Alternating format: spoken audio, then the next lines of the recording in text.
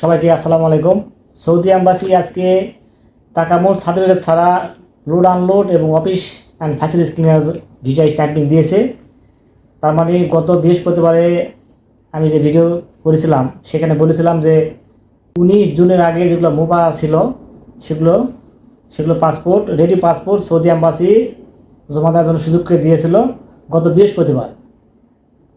তো এই বিষয়ে আমি যে একটা কন্ট্যাক্টটা করেছিলাম সেটার প্রমাণ হচ্ছে এই যে আজকে দেখেন, গত বৃহস্পতিবার যেগুলো বই জমা নিয়েছিল কিছু কিছু ভিসা গত বৃহস্পতিবারে কাটছে, আবার কিছু পাসপোর্টে ভিসা শুক্রবারে কাটছে, আবার আজকে দেখেন 5 তারিখ আজকে ভিসা কাটছে।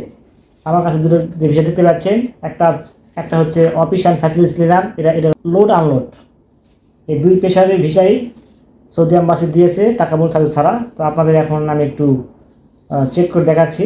আপনারা দেখেন, অফিস অ্যান্ড ফ্যাসিলিটিস ক্লিনার জন্য তাকামুল সার্ভিস ছাড়া সৌদি এম্বাসি যে ভিসা দিয়েছে আজকের তারিখে যে ভিসা হয়েছে সেটা আপনারা একটু চেক করে দেখাচ্ছি।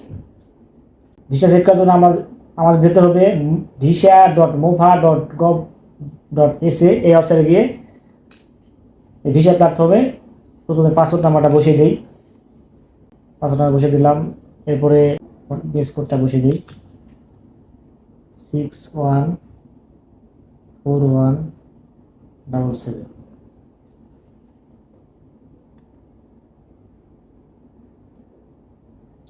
এই যে আপনারা দেখতে পাচ্ছেন 5/7/2025 আজকের ডেটে ভিসা কাটছে। এটার পেশা ছিল অফিস অ্যান্ড ফ্যাসিলিটিস ক্লিনার, এটা কোম্পানি ছিল আল মাজাল আরাবিয়া। আজকের ডেটে ভিসা কাটছে। তার মানে গত বৃহস্পতিবার যেগুলো বই জমা নিছে সবগুলাই কিন্তু ভিসা কাটতেছে। আপনাদের বই যে যে অফিসে দেওয়া আছে আপনারা খোঁজখবর নিতে পারেন, ওনাদেরকে আপনারা জিজ্ঞেস করতে পারেন যে কী অবস্থা, বা নিজেরা আপনারা চেক করতে পারেন যে ভিসা কাটছে কিনা। যেগুলো বই জমা গেছে আপনারা একটু ধৈর্য ধরেন, সবগুলাই ইনশাল্লাহ ভিসা পেয়ে যাবেন।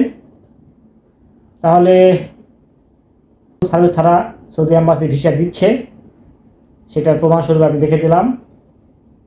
এখন 19 জুনের পর যেগুলো মোফা করা হয়েছে সেগুলোর জন্য আসলে এখন পর্যন্ত কোনো সিদ্ধান্ত হয় নাই তাকামুল লাগবে কি লাগবে না।